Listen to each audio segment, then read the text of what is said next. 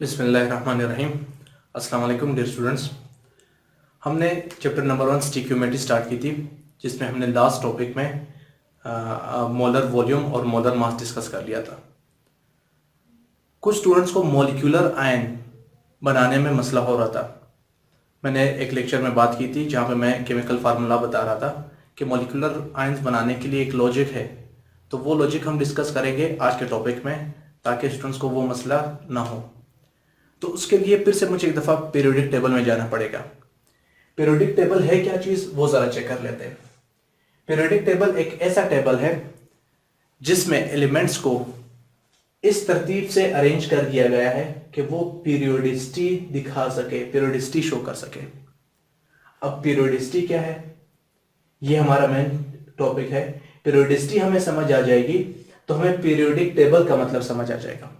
आप सबको पता है, स्कूल में आप जब मतलब साल का स्टार्ट होगा तो आपको एक टेबल बना कर दिया जाता है, जिसमें आपको Monday, Tuesday, Wednesday, Thursday, Friday, Saturday इनके क्लासेस, पीरियड्स, कितने टाइमिंग के होंगे, ब्रेकअप होगा, फ्राइडे को क्लासेस कितनी होगी, फर्स्ट पीरियड किस टीचर का है, क्लास टीचर जिसको आप कहते हैं, नेक्स्ट डे फिर से वही क्लास टीचर पहले पीरियड में आएगा, थर्ड डे फिर वही होगा। तो पीरियोडिसिटी का मतलब क्या है? The repetition of properties in chemistry. Properties का रिपीट हो जाना, दोहराई होना खसूसियात की। कब? इन अ रेगुलर मैनर, एक बाकायदा खास तरीके से, आफ्टर स्पेसिफिक इंटरवल्स, खास वक्फों के बाद, जब बाकायदगी से प्रॉपर्टीज रिपीट होती जाए, इस प्रोसेस को कहते हैं पीरियोडिसिटी। इसके लिए आप पीरियोडिक टेबल चेक कर सकते हैं, जो मैंने ऐप में आसानी से अब आपको समझा देना है। अब ये पीरियोडिक टेबल है। पीरियोडिक टेबल में ऊपर से नीचे जो लाइंस आ रही है, उनके सिरों पे आप देख सकते हो 1 2 3 4 5 6 7 8 9 10 11 12 13 14 15 16 17 18। तो ये 18 ग्रुप्स है। 18 में से ऊपर वाले जो आप देख लो, जिसमें पहला hydrogen, lithium, sodium, potassium, rubidium, caesium, francium, ये 1A ग्रुप कहलाता है। ये 18 ग्रुप के दो हिस्से किए गए हैं, ए सब ग्रुप्स और बी सब ग्रुप्स। तो ए सब ग्रुप में 1A हाइड्रोजन लिथियम वाला ग्रुप है, जिसको आप लोग ऊपर से फर्स्ट ग्रुप देख सकते हो। सेकेंड ग्रुप को 2A ग्रुप का नाम दिया गया है। फिर दरमियान में जो आपको पिंक कलर के नज़र आ रहे हैं, ये तमाम आपके पास 3 ग्रुप से लेकर 12th ग्रुप तक ये तमाम ट्रांजिशन मेटल्स हैं। इनको ट्रांजिशन मेटल्स कहा जाता है।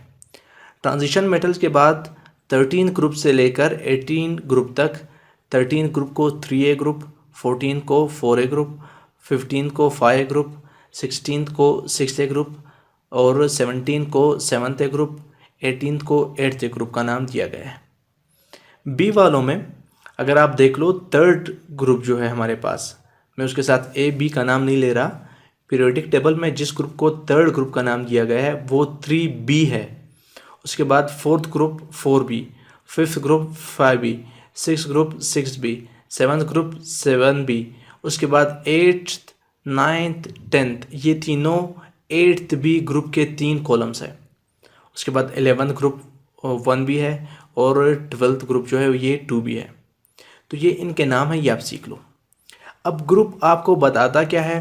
ग्रुप आपको बताएगा कि किसी भी एलिमेंट के एटम्स के आखिरी शेल में कितने इलेक्ट्रॉन्स होंगे। मिसाल के तौर पर मुझे पता चला कि हाइड्रोजन एक एलिमेंट है जो 1A ग्रुप से ताल्लुक़ रखता है। 1A, इसका मतलब है कि फर्स्ट A ग्रुप का पहला एलिमेंट हाइड्रोजन। अब इसके अंदर ज़रा डिटेल चेक कर लेते हैं हाइड्रोजन की। तो हाइड्रोजन के अंदर जब हमने चेक किया, इसके अंदर एक ही इलेक्ट्रॉन है जो कि रिवॉल्व कर रहा है और ये आखिरी शेल के अंदर है। फिर हम आ जाते हैं उसके बिल्कुल नीचे 1A ग्रुप का दूसरा एलिमेंट लिथियम। तो लिथियम के आखिरी शेल में हमने चेक किया, तो दूसरे शेल में आप देख सकते हैं कि सिर्फ और सिर्फ एक इलेक्ट्रॉन रिवॉल्व कर रहा है। फिर हम आए सोडियम। सोडियम के आखिरी शेल में देखेंगे एक इलेक्ट्रॉन रिवॉल्व कर रहा है। लास्ट शेल, वैलेंस शेल की मैं बात कर रहा हूँ। फिर हम आ जाते हैं 2 ग्रुप के ऊपर, बेरिलियम। बेरिलियम के अंदर जब हम चेक करेंगे, 2A ग्रुप इसका नाम है, तो इसके आखिरी शेल में 2 इलेक्ट्रॉन्स होने चाहिए। हमने बेरिलियम चेक किया, तो बेरिलियम के आखिरी शेल में आप देख लें 2 इलेक्ट्रॉन्स है। उसके नीचे मैग्नीशियम है, ये भी 2A ग्रुप का एलिमेंट है, तो इसके अंदर भी 2 इलेक्ट्रॉन्स होने चाहिए आखिरी शेल में। जब हमने चेक किया तो 2 ही इलेक्ट्रॉन्स है। उसके नीचे कैल्शियम है, कैल्शियम के आखिरी शेल में भी 2 इलेक्ट्रॉन्स होने चाहिए, तो आप देख सकते हैं कि 2 ही इलेक्ट्रॉन्स है। फिर मैं डायरेक्टली जंप करता हूँ 13 ग्रुप, जिसको हम लोग 3A ग्रुप का नाम देते हैं। बोरोन, बोरोन क्योंकि 3A ग्रुप का एलिमेंट है तो आखिरी शेल में 3 इलेक्ट्रॉन्स होने चाहिए। हमने चेक किया तो लास्ट शेल वैलेंस शेल में 3 इलेक्ट्रॉन्स है। उसके बाद एल्यूमिनियम, ये भी 3A ग्रुप का एलिमेंट है तो आखिरी शेल में 3 इलेक्ट्रॉन्स, बिल्कुल वही बात हुई। हम नेक्स्ट ग्रुप पे 14 ग्रुप, जिसको हम 4A ग्रुप कहते हैं। कार्बन, तो इसके आखिरी शेल में 4 इलेक्ट्रॉन्स होने चाहिए। हमने चेक किया तो आखिरी शेल में 4 इलेक्ट्रॉन्स आए। नीचे हमारे पास सिलिकॉन, आखिरी शेल में 4 इलेक्ट्रॉन्स आएंगे। उसके नीचे जर्मेनियम, जर्मेनियम के आखिरी शेल में 4 इलेक्ट्रॉन्स ही आएंगे। नेक्स्ट हमारे पास है नाइट्रोजन, जो कि 15th या 5A ग्रुप का एलिमेंट है तो आखिरी शेल में 5 इलेक्ट्रॉन्स। हमने चेक किया तो आखिरी शेल में आप देख सकते हैं 5 इलेक्ट्रॉन्स है। फॉस्फोरस में आखिरी शेल में 5 इलेक्ट्रॉन्स होने चाहिए क्योंकि ये भी 5th A ग्रुप का एलिमेंट है। इसी तरीके से आर्सेनिक में भी यही होगा, एंटीमनी में भी यही होगा, बिस्मिथ में भी यही होगा। नेक्स्ट चलते हैं 16 ग्रुप है या 6th A ग्रुप है, तो ऑक्सीजन पहला एलिमेंट है, इसके आखिरी शेल में 6th A 6 इलेक्ट्रॉन्स होने चाहिए। तो आप देख सकते हैं ऑक्सीजन के आखिरी शेल में 6 इलेक्ट्रॉन्स है। उसके नीचे सल्फ़र, सल्फ़र के आखिरी शेल में 6 इलेक्ट्रॉन्स होने चाहिए, तो हमने चेक किया बिल्कुल वही है, 6 इलेक्ट्रॉन्स है। उसके नीचे सेलेनियम है तो सेलेनियम के आखिरी शेल में भी 6 इलेक्ट्रॉन्स होंगे, आप देख सकते हैं कि 6 ही इलेक्ट्रॉन्स है। नेक्स्ट हमारे पास है 17th ग्रुप या 7A group. 7th A group में हमारे पास पहला एलिमेंट है फ्लोरीन। अब 7th का मतलब है आखिरी शेल में 7 इलेक्ट्रॉन्स, तो इस ग्रुप में जितने भी एलिमेंट्स हैं उनके आखिरी शेल में आप देख सकते हैं 7 इलेक्ट्रॉन। फ्लोरीन 7 इलेक्ट्रॉन्स, क्लोरीन के लास्ट शेल में 7 इलेक्ट्रॉन्स। उसके नीचे आपके पास ब्रोमीन के लास्ट शेल में 7 इलेक्ट्रॉन्स होंगे, या आप देख सकते हैं गिनले वैलेंस शेल में 7 ही इलेक्ट्रॉन्स होंगे जो रिवॉल्व कर रहे हैं और सबसे स्लोली रिवॉल्व कर रहे हैं। नेक्स्ट जो ग्रुप है हमारे पास 18th ग्रुप, इसको हम 8th A ग्रुप कहते हैं। 8th A ग्रुप में फर्स्ट एलिमेंट हीलियम के अलावा बाकी तमाम एलिमेंट्स के आखिरी शेल में 8 इलेक्ट्रॉन्स होंगे।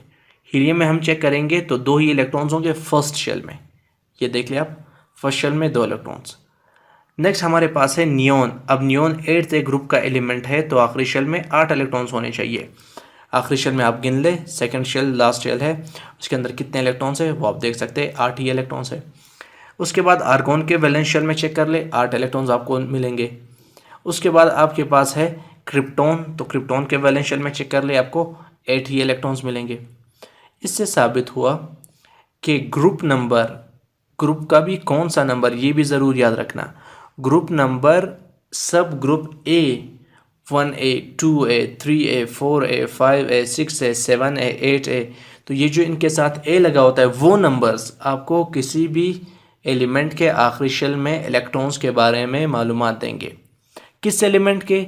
जो उसी ग्रुप में मौजूद होगा। अब ज़रा आ जाते हैं पीरियड्स के ऊपर। साइड से अगर आप देख ले तो 1 2 3 4 5 6 7, ये हमारे पास 7 पीरियड्स है जो लेफ़्ट टू राइट जा रहा है। हाइड्रोजन से हीलियम की जानिब, lithium, beryllium, boron, carbon, nitrogen, oxygen, fluorine, neon, ये second period. Sodium, magnesium, aluminium, silicon, phosphorus, sulphur, chlorine, argon, ये third period. Potassium, calcium, scandium, titanium, vanadium, chromium, manganese, iron, cobalt, nickel, copper, zinc, gallium, germanium, arsenic, selenium, bromine, krypton, ये fourth period. अब period बताते क्या है? अगर first period है इसका मतलब है उस पीरियड में जितने भी एलिमेंट्स होंगे उनके अंदर एक एक शेल होगा। हाइड्रोजन फर्स्ट पीरियड का है, इसके आखिरी शेल में इसके पास कितने शेल्स होंगे वो ज़रा चेक कर लेते हैं। तो ये हाइड्रोजन के पास एक ही शेल है। कौन सा ग्रुप था? 1A ग्रुप था, तो आखिरी शेल में एक इलेक्ट्रॉन, एक ही शेल क्योंकि फर्स्ट पीरियड, और आखिरी शेल में एक इलेक्ट्रॉन क्योंकि 1A ग्रुप। हीलियम पे आ जाते हैं तो ये हमारे पास ग्रुप बेशक 8th है, मैंने कहा था ये एक स्पेशल केस है। हमने हीलियम को यहाँ पे क्यों रखा? होना तो ये चाहिए था हम इसको 2nd ग्रुप में रख लेते हैं क्योंकि इसके पास एक ही शेल है तो पीरियड फर्स्ट, और आखिरी शेल में 2 इलेक्ट्रॉन है, पहले शेल ही आखिरी शेल है जिसमें 2 इलेक्ट्रॉन, तो इसका मतलब है कि 2A ग्रुप में आना चाहिए था। लेकिन जब प्रॉपर्टी चेक की गई तो इसकी प्रॉपर्टीज़ 8th ग्रुप से मिल रही थी, तो हमने प्रॉपर्टीज़ के बेस पे इसको 8th ग्रुप में रखा हुआ है। तो फर्स्ट शेल और वही लास्ट शेल है तो हीलियम फर्स्ट पीरियड का एलिमेंट हुआ, और शेल में 2 इलेक्ट्रॉन्स है तो इसकी प्रॉपर्टीज़ की वजह से हमने इसको 8th ए में रख लिया, वरना 2A में ये आना चाहिए था।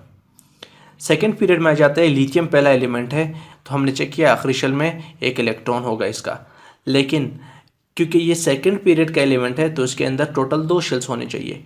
तो लिथियम में देख लो शेल 1 शेल 2 2 शेल्स हो गए, और आखिरी शेल में 1 इलेक्ट्रॉन क्योंकि 1A ग्रुप का एलिमेंट है। बेरिलियम क्योंकि सेकेंड पीरियड है 2 शेल्स और 2A ग्रुप का एलिमेंट है तो आखिरी शेल में 2 इलेक्ट्रॉन्स, 2 शेल्स और आखिरी शेल में 2 इलेक्ट्रॉन्स। बोरोन हमारे पास सेकेंड पीरियड का एलिमेंट है तो 2 शेल्स होने चाहिए, और 3A ग्रुप का एलिमेंट है तो आखिरी शेल में 3 इलेक्ट्रॉन्स, तो आखिरी शेल में 3 इलेक्ट्रॉन्स 2 शेल्स। इस तरह से किसी भी एलिमेंट के आखिरी शेल में कितने इलेक्ट्रॉन्स होंगे ये आप उसके ग्रुप नंबर से मालूम कर सकते हो कि वो 1A से ताल्लुक़ रख रहा है, 2A से, 3A से, 4A से, 5A से, 6A से, 7A से या 8A से। बी वाले ग्रुप्स को रहने दो, सेकेंड ईयर में ट्रांजिशन मेटल्स का एक चैप्टर है वहाँ पे आप पढ़ोगे।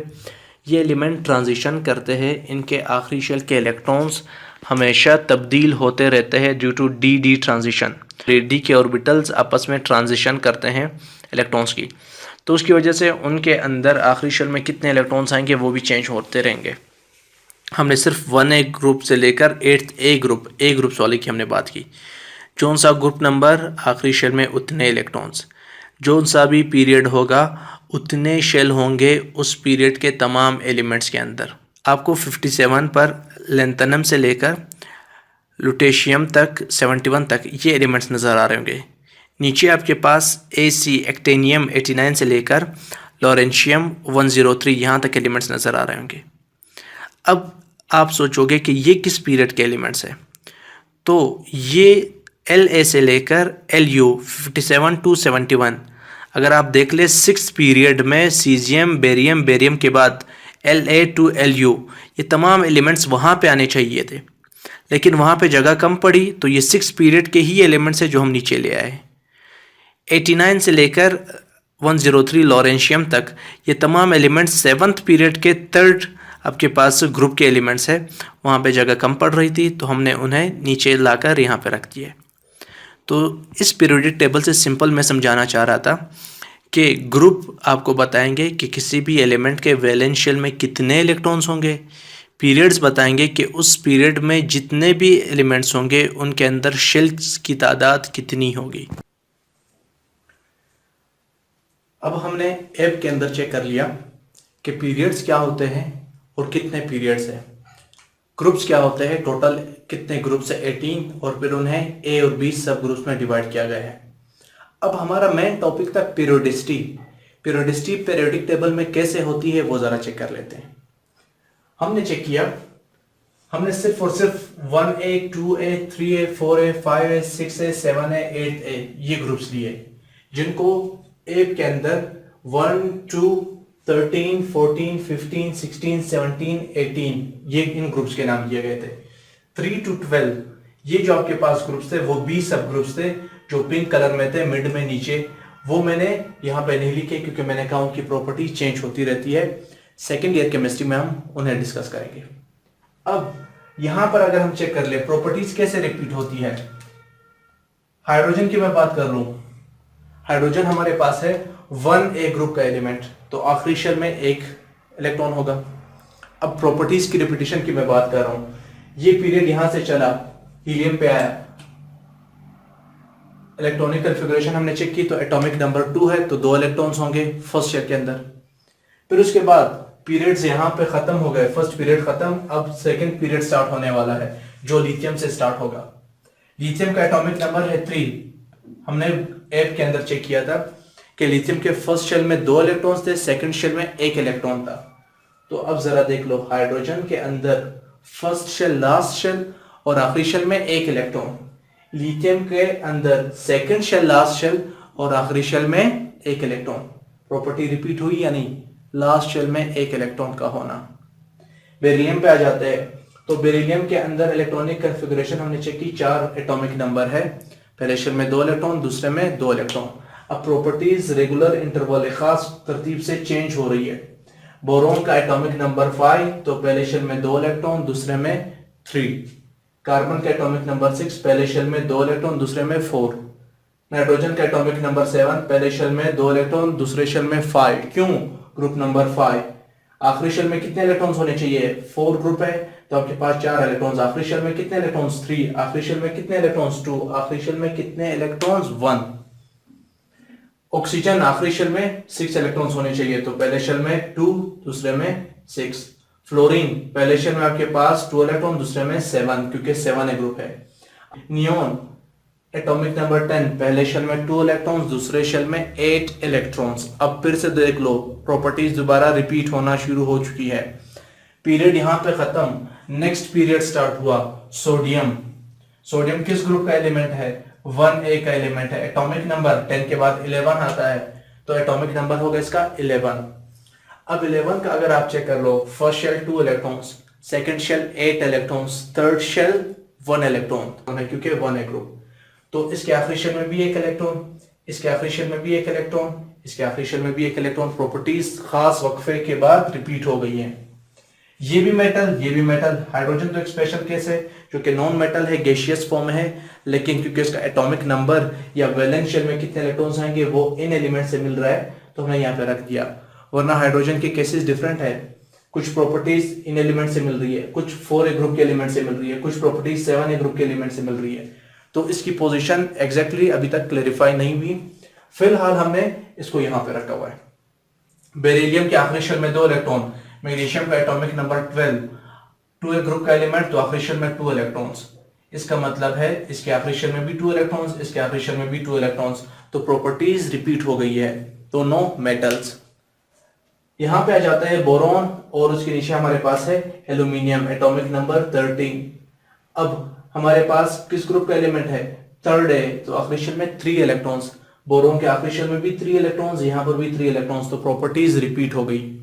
सेम इसी तरीके से सिलिकॉन में हम चेक कर लेते हैं, एटॉमिक नंबर 14, ग्रुप 4 है, आखिरी शेल में 4 इलेक्ट्रॉन्स। कार्बन के आखिरी शेल में भी 4 इलेक्ट्रॉन्स, सिलिकॉन के आखिरी शेल में भी 4 इलेक्ट्रॉन्स। 5A नाइट्रोजन, आखिरी शेल में 5 इलेक्ट्रॉन्स, फास्फोरस आखिरी शेल में भी 5 इलेक्ट्रॉन्स। ऑक्सीजन के आखिरी शेल में 6 इलेक्ट्रॉन्स है, तो सल्फर के आखिरी शेल में भी आपके पास 6 इलेक्ट्रॉन्स होंगे। फ्लोरीन के आखिरी शेल में 9 इलेक्ट्रॉन्स थे, सॉरी 7 इलेक्ट्रॉन्स, क्योंकि 7A ग्रुप था, तो क्लोरीन के आखिरी शेल में भी कितने इलेक्ट्रॉन्स होने चाहिए? 7 होने चाहिए। आर्गोन एटॉमिक नंबर 18, क्योंकि 8A ग्रुप का एलिमेंट है, तो नियोन के आखिरी शेल में भी 8 इलेक्ट्रॉन्स और आर्गोन के आखिरी शेल में भी 8 इलेक्ट्रॉन्स। यही पीरियोडिसिटी है, एक ऐसा टेबल जिसमें एलिमेंट्स को इस तरतीब से अरेंज किया जाए कि खास वक्फे के बाद यहां से यहां तक एक वक्फा खत्म, एक इंटरवल खत्म, तो प्रॉपर्टीज रिपीट हो गई वापस पुरानी वाली।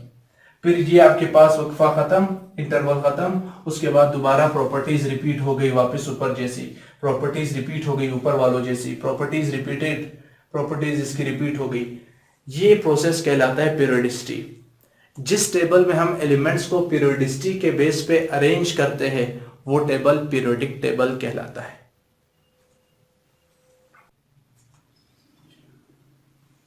अब एक इंपॉर्टेंट टॉपिक डिस्कस कर लेते हैं, वैलेंसी। वैलेंसी है क्या चीज? वैलेंसी एक वर्ड है, वैलेंस। वैलेंस का मतलब है लास्ट, आउटरमोस्ट, अल्टीमेट जिसको आप कहते हैं। तो वैलेंस शेल, आखिरी शेल की बात हो रही है। वैलेंसी आखिरी शेल के जरिए एटमों का किसी और एटम के साथ कंबाइन हो जाना। क्या मतलब? मतलब मैंने एक एटम लिया हुआ है, वो दूसरे एटमों के साथ जुड़ना चाहता है, तो उसके जुड़ने की सलाहियत को वैलेंसी कहते हैं। अब जुड़ना चाहता है, लेकिन कैसे जुड़ता है ये सीखना है। सादा अल्फाज में अगर हम इसी बात को कन्वर्ट कर दें तो एक एटम कितने तादाद के बॉन्ड्स बना सकता है उतनी उसकी वैलेंसी। अगर कोई एटम एक बॉन्ड बनाता है तो वैलेंसी 1, 2 बॉन्ड्स बना सकता है तो वैलेंसी 2, 3 बॉन्ड्स बना सकता है तो वैलेंसी 3, अगर 4 बॉन्ड्स वो बना सकता है तो वैलेंसी 4, 5 बॉन्ड्स बना सकता है तो वैलेंसी 5। मजीद भी आपके पास वैलेंसी 6 भी हो सकती है। कुछ एलिमेंट्स ऐसे हैं जो 8-8 बॉन्ड्स बना लेते हैं, वो बहुत ही रेयर केसेस है। अब एटम बॉन्ड बनाता ही क्यों है, उसको जरूरत ही क्या है?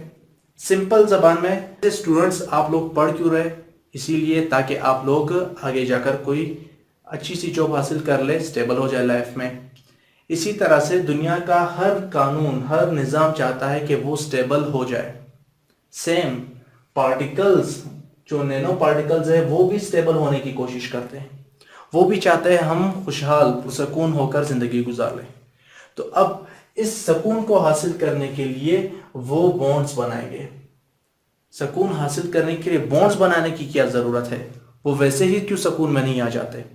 तो हमें पता चला सुकून में सिर्फ और सिर्फ कुछ ही किस्म के एलिमेंट्स हैं, जैसे हीलियम, जैसे हमारे पास neon, argon, krypton, xenon, radon. ये ऐसे एलिमेंट्स है जो स्टेबल है। बाकी एलिमेंट्स क्या करेंगे? वो उनकी तरह बनने की कोशिश करेंगे। मैं आपको एक मिसाल दे देता हूँ। हर मुआशरे में एक एलीट क्लास का बंदा होता है और उस सोसाइटी के हर बंदे की यही ख्वाहिश होती है कि वो अपने सोसाइटी के उस बड़े बंदे के जैसे बन जाए। इसी तरह से हर एलिमेंट चाहता है कि वो अपने करीबी नोबल गैस की तरह बन जाए। अब वो कैसे बनेगा?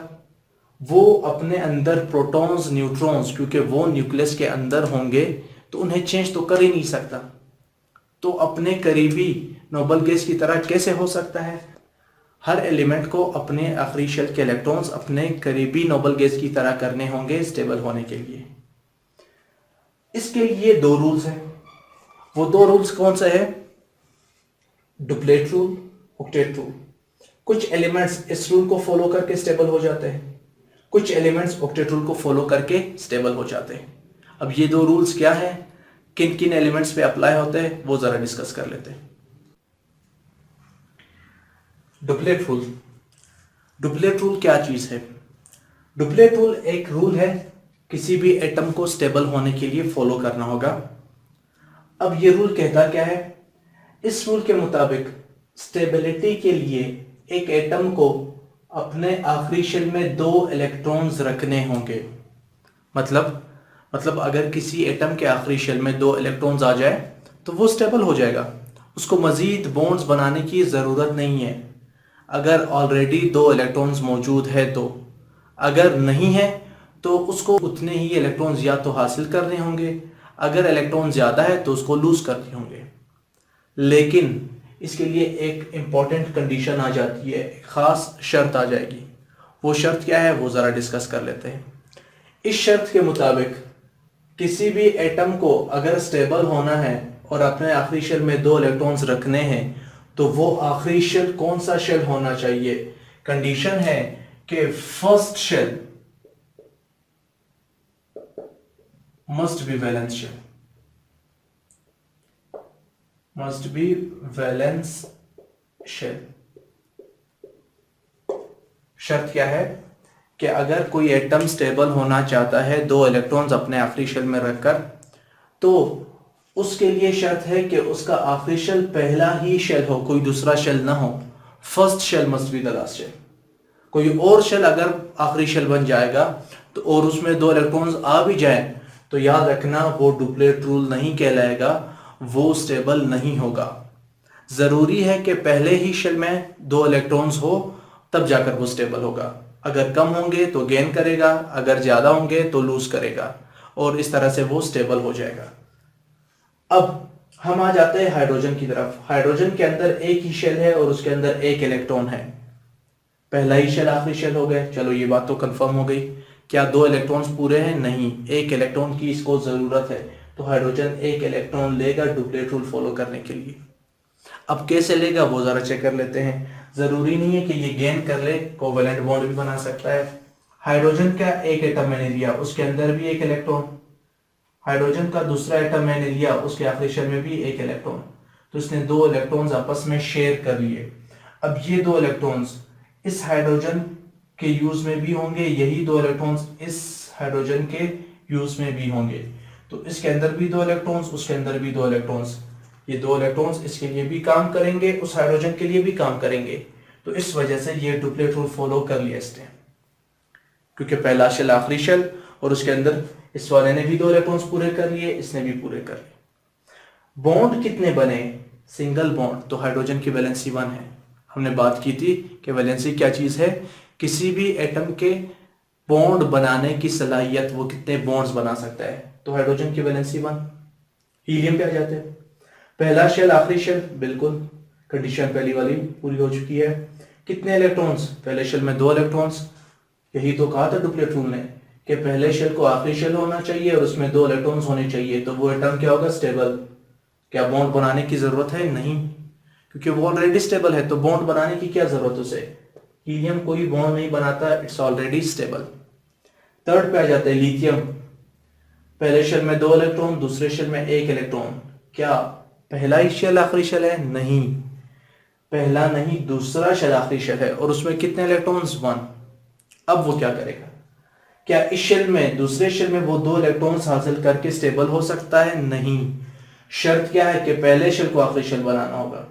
दूसरे के लिए क्या शर्त है, ऑक्टेट रूल, जो हम इसके बाद डिस्कस करेंगे, वो कहता है कि आखिरी शेल में 8 इलेक्ट्रॉन्स हो। कितने हो, 8 इलेक्ट्रॉन्स, 8 इलेक्ट्रॉन्स। तो अब इसके पास 2 तरीके हैं। एक इलेक्ट्रॉन्स के पास है 8 इलेक्ट्रॉन्स, इस सेकंड शेल में पूरे करने के लिए 7 मजीद इलेक्ट्रॉन्स इसको चाहिए। 7 इलेक्ट्रॉन्स लेना इसके लिए मुश्किल, एक देना आसान। तो ये एक इलेक्ट्रॉन रिमूव कर देगा, किसी एक दूसरे एलिमेंट को दे देगा। तो प्रोटॉन इसके पास 3, न्यूट्रॉन इसके पास 4, पहले शेल के अंदर 2 इलेक्ट्रॉन्स बच जाएंगे।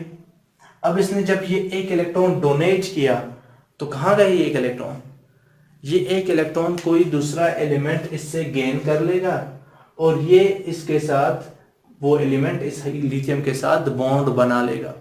तो लिथियम ने कितने इलेक्ट्रॉन्स लूज किए, एक ही इलेक्ट्रॉन, और उस एक इलेक्ट्रॉन के जरिए वो एक ही बॉन्ड बना सकता है।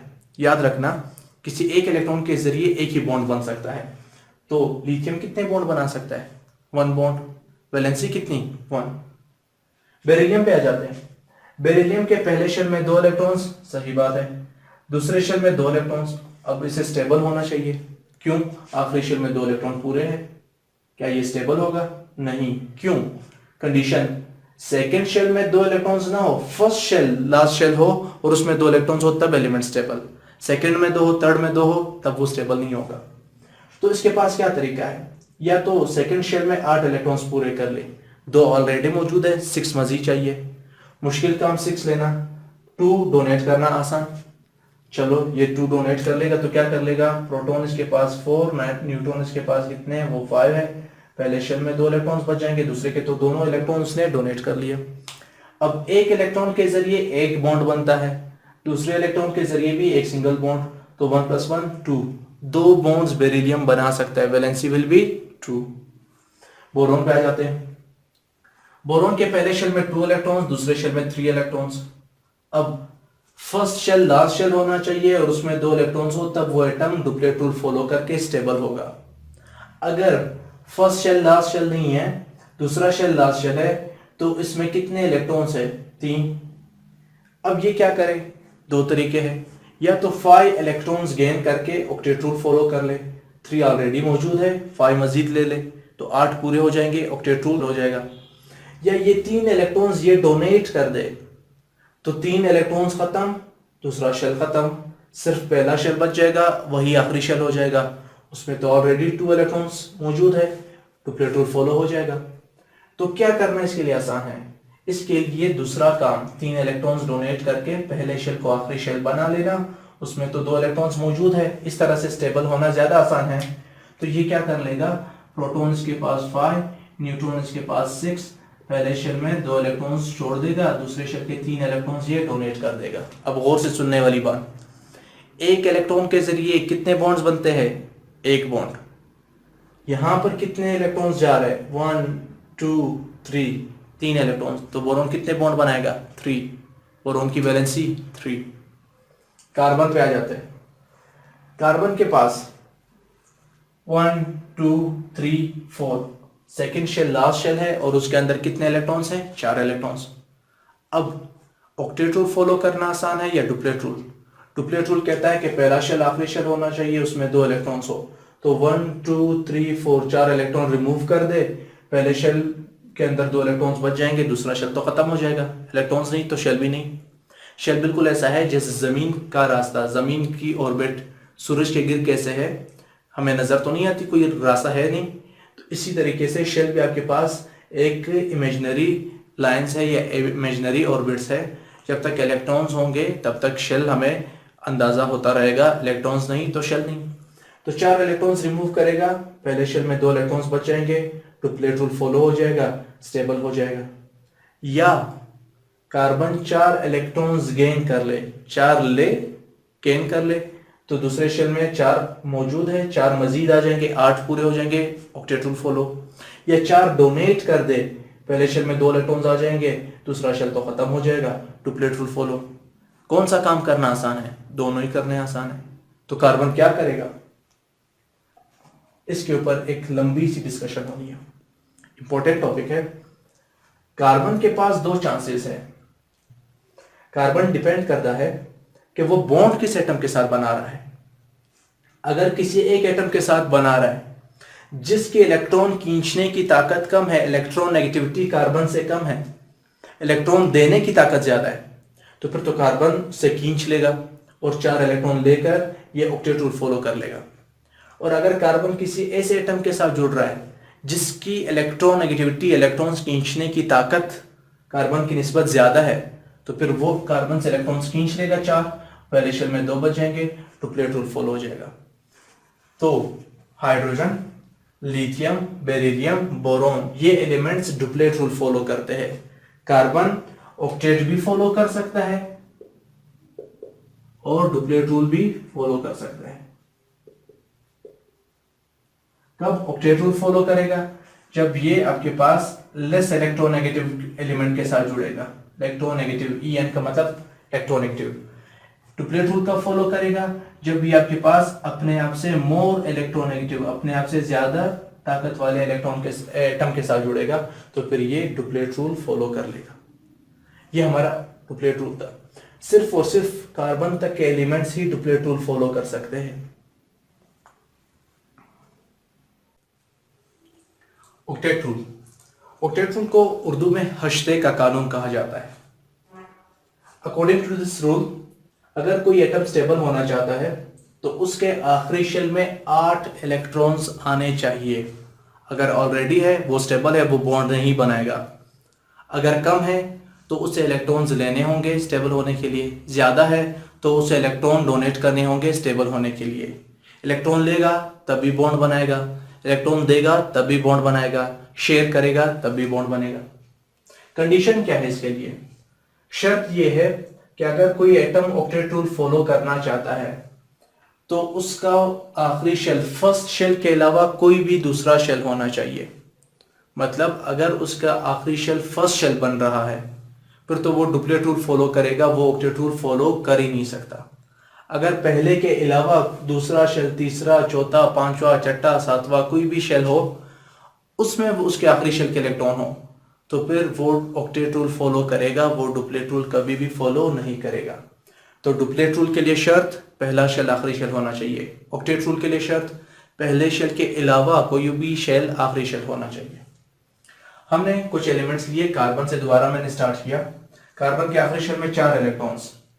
अगर ये ज्यादा इलेक्ट्रोनेगेटिव एलिमेंट के साथ जुड़ेगा जिसकी इलेक्ट्रॉन खींचने की ताकत कार्बन से ज्यादा हो, तो ये 4 इलेक्ट्रॉन्स दे देगा, दूसरा शेल खत्म, पहले में 2 इलेक्ट्रॉन्स, पहला शेल आखिरी शेल, 2 इलेक्ट्रॉन्स आ गए, डुप्लेट रूल ये फॉलो करके स्टेबल हो जाएगा। कितने इलेक्ट्रॉन्स दे रहा है? 4, तो 4 इलेक्ट्रॉन्स के जरिए 4 बॉन्ड्स बनेंगे, वैलेंसी 4। अगर ये अपने से कम ताकत वाले एटम के साथ जुड़ेगा जिसकी इलेक्ट्रॉन खींचने की ताकत कम होगी, कार्बन ही उससे ज्यादा खींच सकता है, तो फिर ये 4 इलेक्ट्रॉन ले लेगा। कितने इलेक्ट्रॉन लिए? 4। एक इलेक्ट्रॉन के जरिए एक बॉन्ड बनता है, तो 4 बॉन्ड इलेक्ट्रॉन्स के जरिए 4 बॉन्ड, तो ये ऑक्टेट रूल फॉलो कर लेगा और 4 इलेक्ट्रॉन्स ले लेगा। अब जब ये ऑक्टेट रूल फॉलो करेगा तो पहले शेल में 2 इलेक्ट्रॉन, दूसरे शेल में 8 इलेक्ट्रॉन्स हो जाएंगे। 4 इजाफी इलेक्ट्रॉन लाए तो 4 बॉन्ड बना लेगा, नाइट्रोजन पे आ जाते हैं। अगर ये 5 इलेक्ट्रॉन देगा तब भी वो आपके पास स्टेबल हो सकता है। 5 इलेक्ट्रॉन निकल जाएंगे, पहले शेल में 2 इलेक्ट्रॉन्स बच जाएंगे, तो डुप्लेट रूल फॉलो हो जाएगा। या फिर ये 3 इलेक्ट्रॉन्स ले ले और आखिरी शेल, दूसरे शेल में 8 इलेक्ट्रॉन्स पूरे कर ले।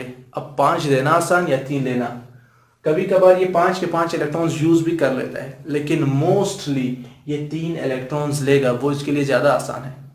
तो 3 इलेक्ट्रॉन्स लेने के बाद ये क्या बन जाएगा, पहले शेल में 2 इलेक्ट्रॉन, दूसरे में 8 इलेक्ट्रॉन्स। कितने हो गए आखिरी शेल में 8। क्या पहला शेल आखिरी शेल है? नहीं, पहले के अलावा कोई और शेल आखिरी शेल है। 8 इलेक्ट्रॉन्स पूरे हो गए, स्टेबल। कितने इलेक्ट्रॉन्स इसने लिए? 3। कार्बन ने कितने इलेक्ट्रॉन्स लिए थे? 4। तो ये 4 बॉन्ड बनाएगा, नाइट्रोजन 3 बॉन्ड बनाएगा। ऑक्सीजन, ऑक्सीजन के आखिरी शेल में 6 इलेक्ट्रॉन्स। ऑक्टेट रूल कहता है अगर पहले शेल के अलावा कोई दूसरा शेल आखिरी शेल बन रहा हो, उसमें कितने इलेक्ट्रॉन्स हो? 8। तो 2 इलेक्ट्रॉन्स लेना आसान या 6 इलेक्ट्रॉन्स देना? ऑफ कोर्स 2 इलेक्ट्रॉन्स लेना आसान, तो ये 2 इलेक्ट्रॉन्स ले लेगा। पहले शेल में 2 इलेक्ट्रॉन्स, दूसरे में 6 + 2 ये हो जाएंगे 8 इलेक्ट्रॉन्स आ चुके हैं। ऑक्टेट रूल फॉलो बिल्कुल। एक इलेक्ट्रॉन के जरिए 1 बॉन्ड, 2 इलेक्ट्रॉन्स के जरिए 2 बॉन्ड्स, तो ऑक्सीजन 2 बॉन्ड बना सकता है। फ्लोरीन, आखिरी शेल में 7 इलेक्ट्रॉन, दूसरा शेल आखिरी शेल है, पहला नहीं है, तो 7 इलेक्ट्रॉन देना आसान है या 1 लेना 8 पूरे करने के लिए? ऑफ कोर्स 1 लेना आसान है, तो ये 1 इलेक्ट्रॉन ले लेगा। पहले शेल में 2 इलेक्ट्रॉन, दूसरे में 8 इलेक्ट्रॉन्स। कितने इलेक्ट्रॉन्स लिए? 1 इलेक्ट्रॉन के जरिए कितने बॉन्ड बन सकते हैं? 1 बॉन्ड, तो फ्लोरीन 1 बॉन्ड बनाएगा, वैलेंसी 1। नियोन, पहले शेल में 2 इलेक्ट्रॉन, दूसरे में 8। आखिरी शेल पहले के अलावा कोई दूसरा शेल है, और आखिरी शेल में कितने इलेक्ट्रॉन्स है? 8 है, तो ये स्टेबल है। क्या बॉन्ड बनाने की जरूरत है? नहीं, बिल्कुल भी नहीं। नियोन स्टेबल है, तो ये कभी भी बॉन्ड्स नहीं बनाएगा। सोडियम, पहले शेल में 2 इलेक्ट्रॉन, दूसरे में 8, तीसरे में 1 इलेक्ट्रॉन। आखिरी शेल फर्स्ट शेल के अलावा कोई दूसरा शेल है। अब इसमें 7 इलेक्ट्रॉन्स लेकर 8 पूरे कर ले, तब स्टेबल।